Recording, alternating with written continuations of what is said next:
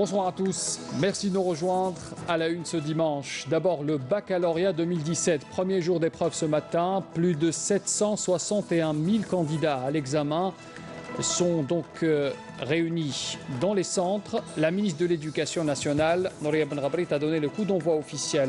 C'était ce matin dans les wilayas de Guelma et de Souk Ahras. Le ministre de la Justice annonce la mise en place d'un plan judicieux de prévention et de lutte contre la cybercriminalité pour faire face aux fuites des sujets des épreuves du baccalauréat. Une page histoire avec Maurice Audin. En 1957, il est arrêté à son domicile à Alger par les paras du général Massu pour son soutien à la révolution algérienne. Il ne reviendra plus jamais, une réalité jamais avouée par les autorités françaises à ce jour. Évocation dans ce journal. Et puis des manifestations ont envahi en masse ce dimanche le centre de Rabat au Maroc en soutien à la contestation dans le nord du pays ou pour exiger la libération des leaders récemment arrêtés de ce mouvement appelé El Hirak. Bienvenue à tous. D'abord, donc, dans ce journal, on parle de l'événement du jour, le baccalauréat 2017. La ministre de l'Éducation nationale, Nouria Ben Ghabrit, a donné ce matin le coup d'envoi officiel des épreuves depuis le technicum Abdelmajid Azizi de la commune d'Héliopolis dans la wilaya de Guelma avant de se rendre par la suite à Souk Ahras pour donner le coup d'envoi des épreuves au baccalauréat. Après, c'était dans l'après-midi. Abdelmajid Barassi. C'est depuis l'est du pays, à Guelma, que la ministre de l'Éducation nationale, Nouria Ben Ghabrit, a donné le coup d'envoi des épreuves du baccalauréat de la session de juin 2017. La ministre a assisté au démarrage de l'examen à partir du technicum Abdelmajid Azizi, situé dans la commune d'Héliopolis. Le nombre de centres d'examen dépasse les 2500. Ce qu'il faut retenir, c'est que les efforts déployés par tous les secteurs dans la préparation de cet examen ont porté leurs fruits. Et tout le monde est rassuré quant au bon déroulement des épreuves cette année. Notre défi aujourd'hui, c'est l'égalité des chances pour tous. Et c'est dans ce sens que des mesures de sécurité ont été prises. Un bac qui se déroule en plein mois de juin concernera cette année à l'échelle nationale plus de 760 000 lycéens, un chiffre en baisse de 56 800 candidats par rapport à l'édition 2016. Le bac est une question de préparation. Si on est bien préparé, le jeune n'a aucune influence. Le bac est avant tout la préparation et moi, cela fait 15 jours que je me prépare en jeûnant. Je suis habitué. Poursuivant sa visite dans la wilaya, la ministre a inauguré une école primaire à Héliopolis et un collège d'enseignement moyen à Bouchgouf. Ben Ghabrit s'est ensuite rendu à Souk Ahras pour donner le coup d'envoi des épreuves du baccalauréat pour l'après-midi. Puis de son côté, le ministre de la Justice, garde des Sceaux, Tayeb Louh, a annoncé ce dimanche à Alger la mise en place d'un plan judicieux de prévention et de lutte contre la cybercriminalité pour faire face, précise-t-il, aux fuites des sujets qui concernent donc les épreuves du bac. Cette annonce a été faite ce matin lors d'une visite du centre d'examen de l'établissement de rééducation et de réadaptation d'Al-Harrach. Amal Bissaïta. Le ministre de la Justice, garde des Sceaux, Tayeb Louh, a assisté au lancement des épreuves du baccalauréat à partir du centre d'examen de l'établissement de rééducation et de réadaptation d'Al-Harrach. Le ministre a assuré que toutes les mesures ont été prises pour lutter contre la cybercriminalité, notamment en ce qui concerne les épreuves du baccalauréat à travers tout le territoire national. Nous avons mis en place une instance présidée par un magistrat et placée sous la tutelle du ministère de la Justice. Cette instance a œuvré avec tous les services de sécurité depuis plusieurs semaines pour mettre en place un plan pour faire face à d'éventuelles fuites des sujets du baccalauréat via les réseaux sociaux.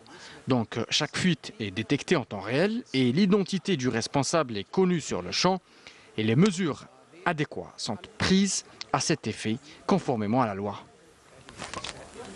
En ce qui concerne les candidats détenus, le ministre de la Justice avait précisé que les épreuves se dérouleront sous la supervision de l'Office national des examens et concours, l'ONEC, et seront encadrées par les fonctionnaires de l'éducation nationale conformément à l'accord liant les deux institutions. Soulignant enfin que pour cette session, le nombre de détenus inscrits pour les épreuves est de 3 710 inscrits contre 3 257 l'année dernière.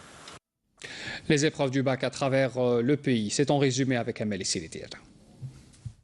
Ils se sont dirigés très tôt ce matin vers les centres d'examen. Plus de 761 000 candidats ont entamé les épreuves du baccalauréat à travers le territoire national. À Ghardaïa, plus de 1200 candidats ont été accueillis au niveau des 40 centres d'examen où toutes les mesures de sécurité ont été prises pour garantir l'égalité des chances aux candidats qui se sont montrés plutôt détendus et confiants.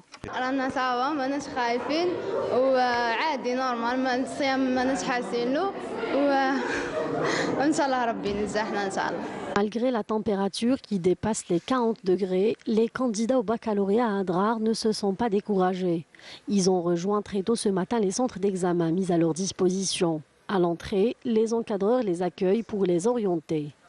Une fois la carte d'identité et la convocation vérifiée, le téléphone portable retiré, l'examen commence dans la fraîcheur car toutes les salles sont équipées de climatiseurs.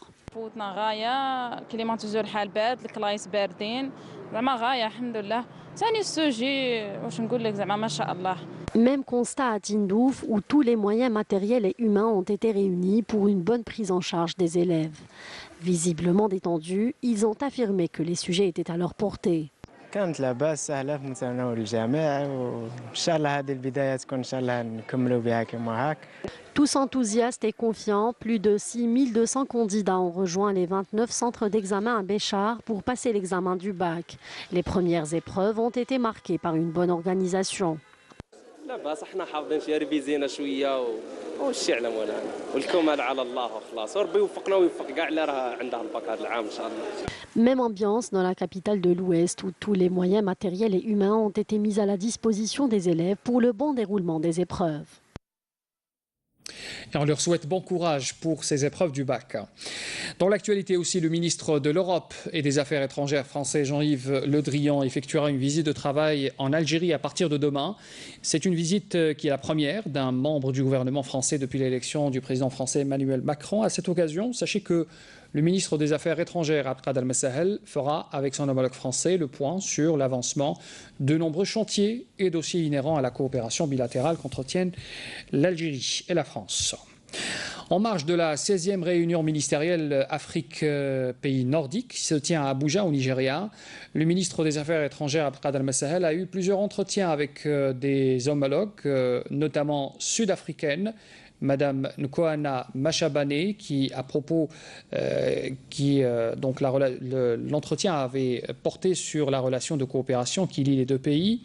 Sachez qu'un autre entretien avec le chef de la diplomatie norvégien, Borg Brend, a eu lieu également sur les relations bilatérales et les moyens de les renforcer. Abdelkader Al-Messahel a eu un échange aussi avec son homologue danois, Anders Samuelsson, un échange qui a porté aussi sur les relations bilatérales et les moyens de les développer davantage. Messahel s'est entretenu aussi avec son homologue nigérian, Geoffrey Onyeama, sur les relations bilatérales traditionnelles de coopération et de perspective du renforcement de ces liens. Et puis enfin, le ministre des Affaires étrangères a rencontré aussi son homologue suédoise, Margot Wallström. Messahel avait évoqué avec elle la relation entre l'Algérie et la Suède ainsi que les voies et moyens de leur renforcement et de leur diversification. Deuxième jour de la visite du vice-ministre de la Défense nationale à la première région militaire de Blida. Ahmed Gaïd Salah a tenu une réunion de travail avec le commandement de l'état-major de la région en présence des commandants des secteurs opérationnels, leurs états-majors et les commandants d'unités de la région. À l'entame de cette rencontre, le général de corps d'armée accompagné du général-major Habib Chentouf, commandant de la première région militaire, a prononcé une allocution d'orientation portant sur l'importance de cette rencontre, considérée comme étant une halte d'évaluation et de revue des résultats concrétisés sur le terrain dans tous les domaines. Je vous invite à écouter la déclaration du chef d'état-major de l'ANP.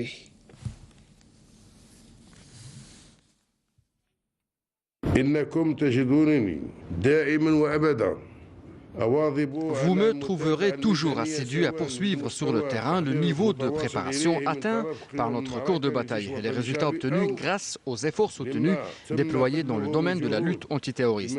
J'ai une conviction bien ancrée que nos efforts consentis, avec le soutien et les orientations de son Excellence, le Président de la République, chef suprême des forces armées, ministre de la Défense nationale, dans le but d'optimiser l'expérience opérationnelle et d'imprégner les connaissances, les potentiels et les valeurs du travail de groupe qui doit être cohérent et complémentaire au sein de l'ensemble du corps de bataille de l'armée nationale populaire, sont des efforts qui ont donné leurs palpables fruits et net résultat, que ce soit pour le degré de l'aguerrissement ou pour le niveau de l'état prêt qui est désormais à la portée de nos forces armées avec toutes ses composantes, et ce grâce à l'application stricte, efficace et concrète du contenu des programmes de préparation au combat ou également pour la lutte antiterroriste dont les résultats positifs en témoignent.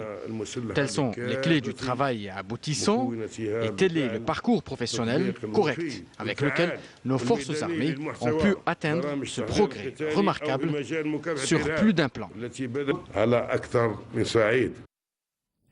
Une information rapportée également ce soir par le ministère de la Défense nationale qui nous informe que 3 terroristes et 3 éléments de soutien ont été capturés ce dimanche à Constantine par un détachement de l'armée en coordination avec des éléments de la gendarmerie nationale et la sûreté nationale.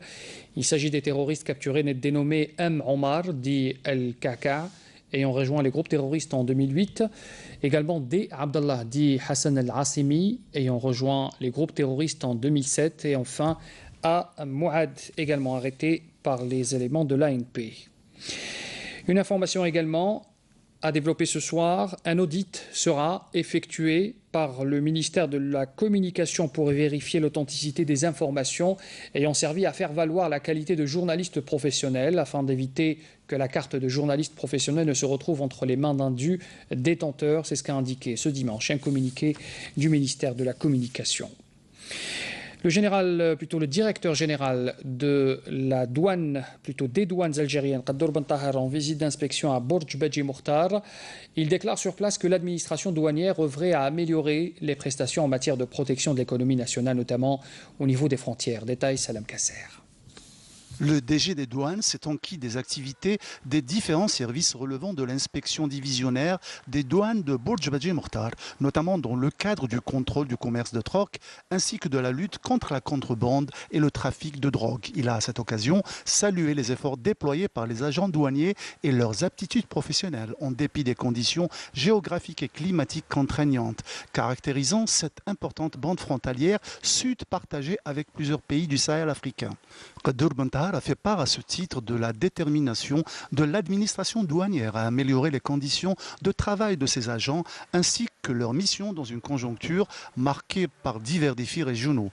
Cette visite de travail qui entre dans le cadre de la mise en œuvre de la stratégie de la Direction générale des douanes vise à insuffler une dynamique nouvelle aux activités du secteur en se rapprochant au plus près de ses éléments et brigades. L'industrie agroalimentaire, un domaine stratégique sur lequel l'Algérie mise beaucoup pour assurer sa sécurité alimentaire. La transformation de la tomate en purée concentrée en boîte dans la wilaya de Skikda en est un parfait exemple. Reportage Yassia Marad, le récit est de Karim Haïfa.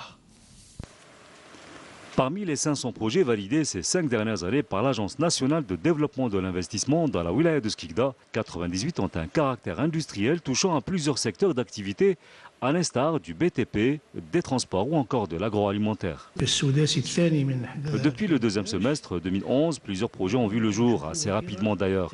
La preuve, 98 projets en 4 ans, c'est plutôt encourageant. Cette conserverie de tomates dans la commune de Bekouch Lakhdar est la parfaite illustration du succès rencontré par les investisseurs dans la région. Avec plus de 600 tonnes par jour de concentré de tomates, elle fait partie des 19 PME entrées en exploitation depuis peu. Cette année, on est en train de faire une extension de l'unité pour produire 200 tonnes de plus de tomates. C'est mon premier travail après l'université. C'est une excellente opportunité pour moi de travailler ici alors que je n'avais aucune expérience en la matière. Après l'extension de l'unité, cette jeune entreprise compte recruter d'autres jeunes diplômés et s'approvisionner en tomates fraîches exclusivement chez les agriculteurs de la région. Une manière de les encourager et créer ainsi une nouvelle dynamique entre agriculteurs et industriels. Nous sommes en plein été, c'est le début de la moisson, de la saison moisson-battage. Armis Meliana, par exemple, à Indefla précisément, les cultivateurs tablent sur une récolte importante cette année.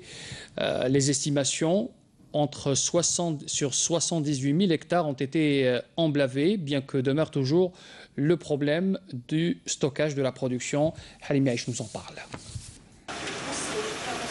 Nous sommes au niveau de la coopérative des céréales et légumes secs Armis Meliana, wilaya de Indefla, qui connaît ces derniers jours une activité intense alors que débute la saison des moissons-battages. Cette année, la production est bonne, environ 40 à 45 quintaux par hectare. La coopérative nous a bien pris en charge et notre production est stockée. Plus de 400 moissonneuses-batteuses et 3000 tracteurs ont été attribués à la wilaya de Indefla pour la réussite de cette saison. La superficie emblavée dépasse les 78 000 hectares.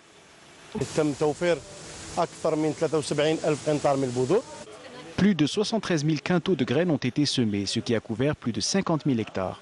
On a également densifié la culture et passé de 4 000 à 6 500 hectares. Cette saison devrait permettre également de dépasser 1 million de quintaux, bien que subsiste toujours le problème du manque de stockage. Nous avons 23 points de stockage au niveau de 12 communes et c'est insuffisant. La capacité de stockage de la wilaya et de la coopérative ne dépasse pas 650 000 quintaux, d'où la nécessité de la transformation. D'autre part, la production de semences dépasse les 250 000 quintaux, faisant de Indefla la première en matière de production locale de graines et de semences. Une page histoire à présent. Le 11 juin 1957, Maurice Audin est arrêté à son domicile à Alger par les paras du général Massu pour son soutien à la révolution algérienne. Il ne reviendra plus jamais. C'est une réalité jamais avouée par les autorités françaises à ce jour.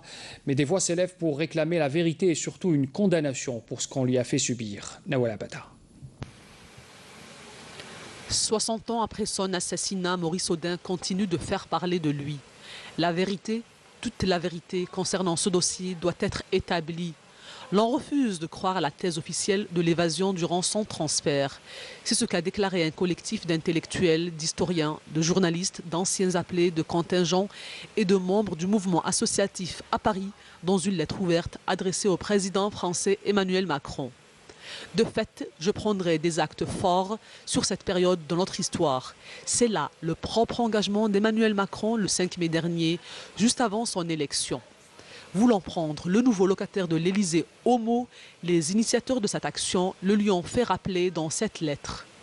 Maurice Audin, brillant mathématicien enseignant à la faculté d'Alger, engagé pour l'indépendance de l'Algérie, fut horriblement torturé et exécuté par les parachutistes une dizaine de jours après son arrestation le 11 juin 1957 en son domicile à Alger, laissant derrière lui son épouse et ses 3 enfants.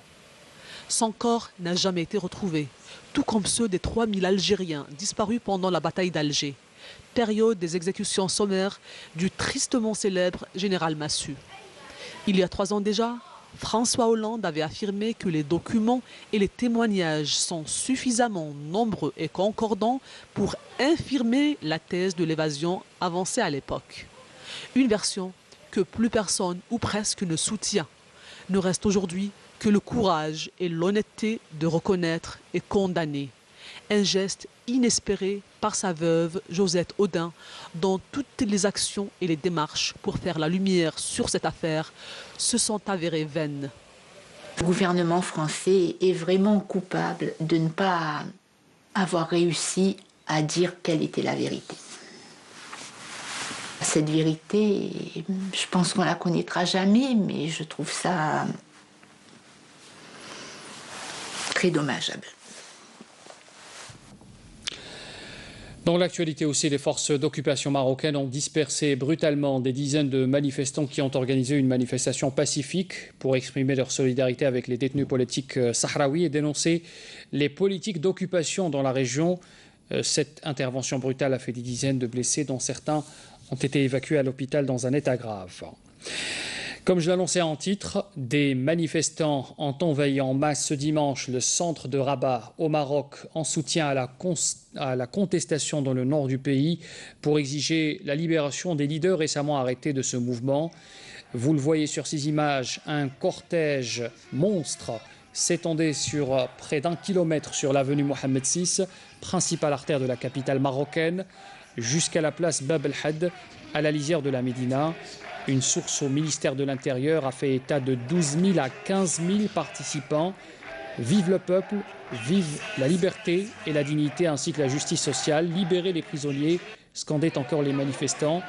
Beaucoup de marcheurs brandissaient à bout de bras le portrait de Nasser Zafzafi, leader emprisonné du Hirak, le mouvement de contestation populaire qui agite depuis 7 mois déjà la région du Rif marocain.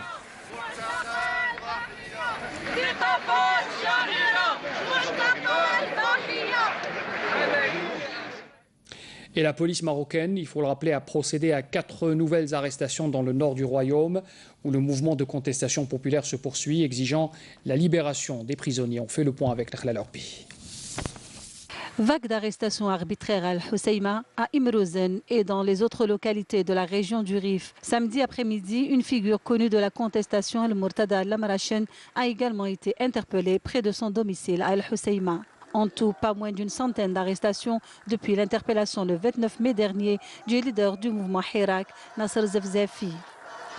Face aux arrestations en masse, les familles des détenus viennent de créer de leur côté un collectif de suivi avec comme principal objectif de militer pour leur libération. Entre-temps, les regroupements pacifiques se poursuivent depuis 15 jours après la rupture du jeûne. Pour rappel, depuis samedi, Al-Hoceima, les rassemblements ont lieu dans un quartier voisin, celui de Sidi Abed, étant quadrillé par les forces anti-émeutes. Alors que jeudi soir, Imzoren a été le théâtre d'affrontements entre manifestants et forces de l'ordre. Le Hirak, le mouvement populaire qui demande depuis 7 mois et à coup de manifestations pacifiques des améliorations économiques et sociales dans la région, prévoit le 20 juillet prochain une manifestation historique à Al-Hoceima. Revenons en Algérie pour vous parler sport avec la sélection algérienne de football qui accueillera ce soir le Togo à partir de 22 h au stade Mustafa Tchaker à Blida pour le compte de la première journée des éliminatoires de la Coupe d'Afrique des Nations 2019. En prévision de cette première rencontre officielle du coach espagnol sur le banc algérien après une première amicale réussie, rappelez-vous, contre la Guinée, 2-1 en faveur de l'Algérie. C'était mardi dernier. Les coéquipiers du capitaine Raïs Mboulhi ont poursuivi leur préparation au Centre technique national de Sidi Moussa. Une ultime séance d'entraînement des Verts s'est déroulée hier soir à l'heure de la rencontre. Une autre information sportive avant de vous quitter. Le ministre de la Jeunesse et des Sports, El Hadi Ould Ali, a remis hier le trophée du championnat de Ligue 1 Mobilis de football pour la saison 2016-2017 à l'ES Sétif dans une ambiance des plus festives. C'était en marge de la cérémonie ayant suivi le match de l'ES Sétif face à l'USM Alger en clôture de la 29e journée de Ligue 1 Mobilis où l'Aigle Noir avait tenu en échec le club algérois 2-1.